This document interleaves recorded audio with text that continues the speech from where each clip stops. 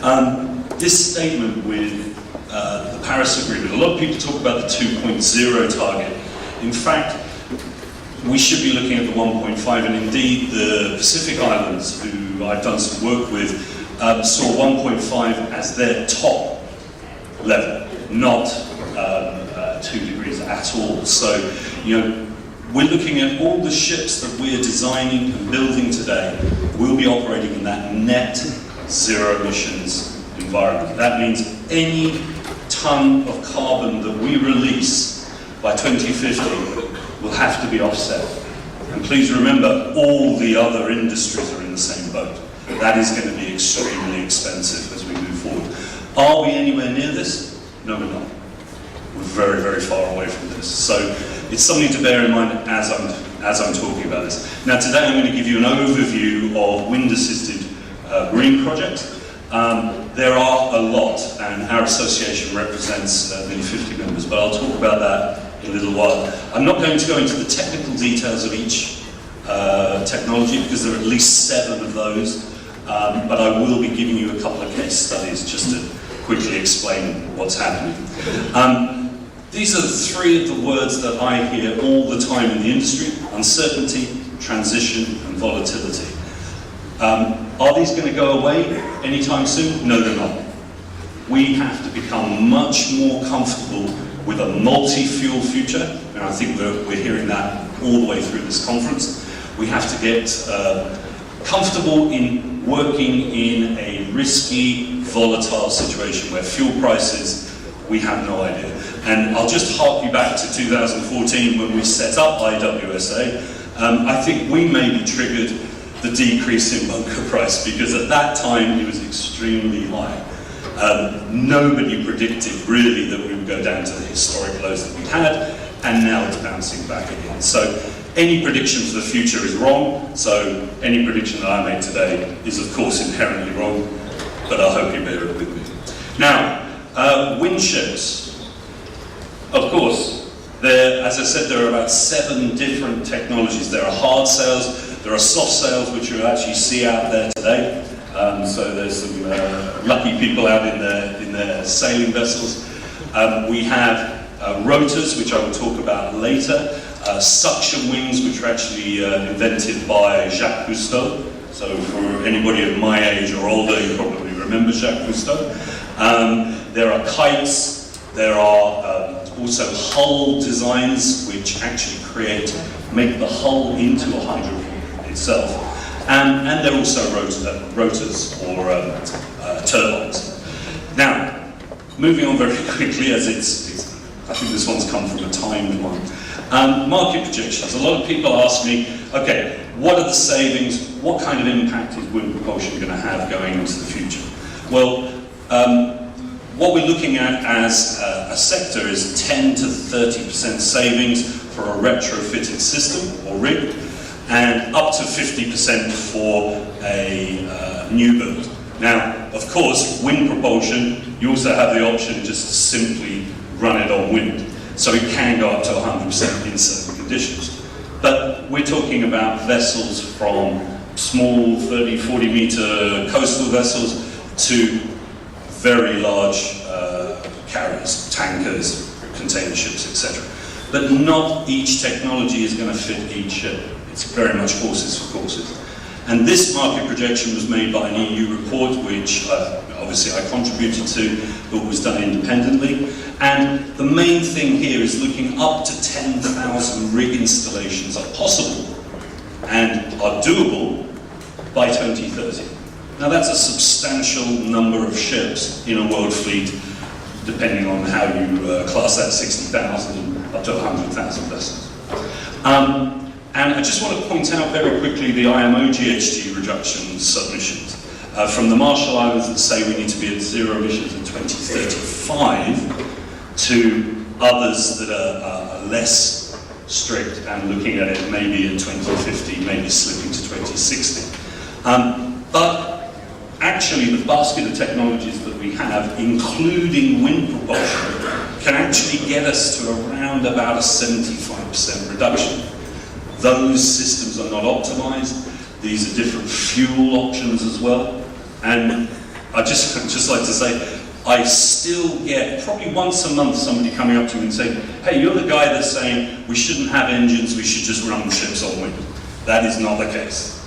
These are wind assist or primary wind with auxiliary engines. Very quickly, I know the IMO is quite a controversial body, and a lot of people are not particularly happy with the progress. Others are shocked by the progress that's going too quickly. But we did a quick survey. We got 27 flagging nations to respond, just to look at where the information was coming from around wind propulsion. And it was very, very poor. And we've seen this in the IMO as well in other areas, where the information provided by the associations or whatever is not getting through to the decision makers. And this is a problem. This is why I go into the IMO, why we do advocacy work as well. Now, the next one is the stage of development. Where are each of those 7 technologies at? And as you'll see, rotors are actually basically the breakthrough technology at the moment, but we're still talking about only a handful of ships that are demonstrators. We will be seeing that increasing over the next couple of years, and actually this year I know of at least 4 companies that are going to be making announcements this year of either new vessels with existing wind propulsion technology or testing new technologies coming through. But we're looking at commercial availability. We have commercial availability of a number of systems already, but we're looking at a much larger breakthrough in the next 2 to 3 years. And once again, we talk about, why should I use wind propulsion here? What is it doing? Well, one thing is it's reducing your bunker needs. So a lot of the problems that we're talking about, infrastructure, supply, are improved when you bring in wind propulsion plus another propulsion system, another fuel. Okay? The ROIs, well, they don't make sense at the moment. When you've got a very low fuel cost, of course, if you're increasing your capex, that's a problem. We're looking at 4 years to 5 years at the moment. The $600 a ton for fuel mark is where we start having very serious discussions. That's when all of the commercial ducks line up and the ROIs slip below sort of 3 years, 2.5 years for a lot of those systems that we're looking at. Just very quickly on IWSA, we have quite a wide membership. There are about 50 full members and associate members, and this is just from the end of last year. We're actually adding a number of members this year as well, and you'll probably recognize a few names there. They are both propulsion system developers, plus researchers, universities, and increasingly shipping companies and even shipyards are coming on board as either registered supporters or full or associate members. And it is a worldwide organisation, but as you can see, very strongly clustered in Northern Europe at the moment, but that's expanding. Now, onto my case studies. I've actually got 4 in a little film, which I'm hoping I'm going to have time, so I'm going to have to rush through these a little bit. Case study on rotor development. I'm not going to go through all of this, but what I want to point out are 2 very major names that are coming on board with rotor development. Now, the rotor, you will actually see there are 2 vessels. The Enercon E-ship and the Estraden are both operating today. The Estraden actually is using Norse power rotors, and it's on a regular route from Rotterdam to Hull in the UK, and saves about 5 to 6%. It's a retrofit. They're quite small rotors. What you'll see in the top right-hand corner, I think it's the top right-hand corner, yes, Maersk tankers and also Viking lines are going to be retrofitting on rotors onto their vessels. So the Maersk tanker is about 100,000 deadweight tons. It's going to have 2 30-meter rotors, and they're going to be putting those on beginning of around the end of 2018, beginning of 2019.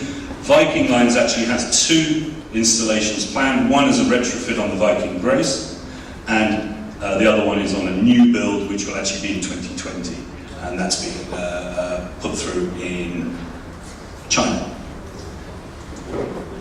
Now, this is a video, so if I could just place this as a 2-minute video, so please bear with me. This is about the P-ship, 55,000 ton cruise liner.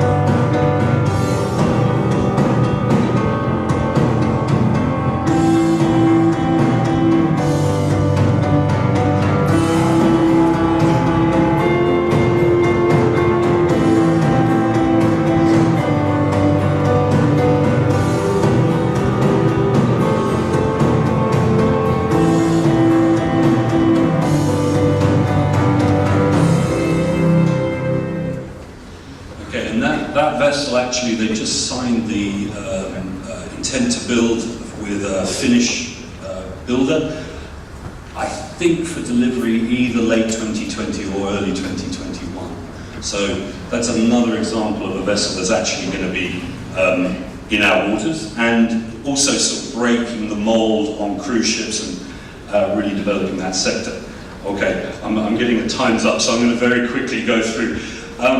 These next two case studies, I'm not going to go into the details of the technologies here, but I'm more than happy to talk with people about this. But I just want to show you that there's some major actors here. MYK Lines, MOL, they're investing heavily into wind propulsion and the hybrid nature of the wind propulsion systems. Another one is the Smart Green Shipping Alliance, looking at the potential for a 100% renewable energy vessel using today's technology to implement that. And also, very interesting, looking at modular forms of propulsion. So if you electrify your propulsion train, you can actually plug in and plug out different ways of generating that electricity. The last thing I'm going to talk about is just how we are expanding and how we're developing and engaging with the wider community. We're developing some propulsion hubs, wind propulsion hubs. The first one is developed, or is being developed in Nantes at the moment, with about 40 members from the French shipping industry. I think these are going to be online, so I'm not going to go through all of this about where that is, but we're looking to develop these hubs around the world. There's another one developing in northern Germany, and also in the South Pacific, which I've been working on a much smaller scale. Another network that we're developing is the Sail Cargo Network, which is actually an EU Interreg project, which is looking at the ports and how vessels can work there and the facilitation tools that are required, starting with smaller traditional ships, moving up to the larger vessels. The Port of Ostend is a primary on that, and they're actually putting their port up as a sail cargo hub. And finally, we were actually up for an award last night, but we didn't get it, but that's okay. This was a project that I worked on with all of these members that are listed at the top, LR, MAN Turbo Diesel, Danish Shipping, etc. And that was to look at how we can reach a 1.5 degree target, and looking at it not as a challenge but as an opportunity. And what was very interesting from that very quickly was that the technology basket wasn't the issue. It was getting those technologies optimized and onto ships. But it was very much an agreement that, yeah, we could basically do it technically, engineering-wise, yeah, we can do it. But it's getting it onto ships. How do we finance that, and how do we move forward with that? And that was a very interesting thing. Please watch this space. There will be a lot more coming out of this event. Finally, we've just signed an agreement with the World Wind Energy Association, where they are helping us with the scaling of wind propulsion in shipping. They have a lot of experience there. And we also act as their arm of talking about wind energy in the maritime sector, in the shipping sector. So that's an interesting development we just signed late last year. So thank you very much.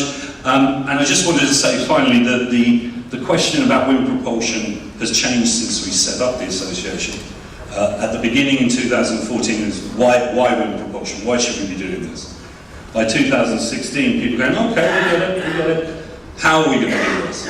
And this year, with these large players coming online now, it's more of when are you going to do it? Because competitors, your competitors, are starting to move on this. So when will you embrace wind propulsion? And I'm happy to discuss that with you for as long as you like. Thank you very much.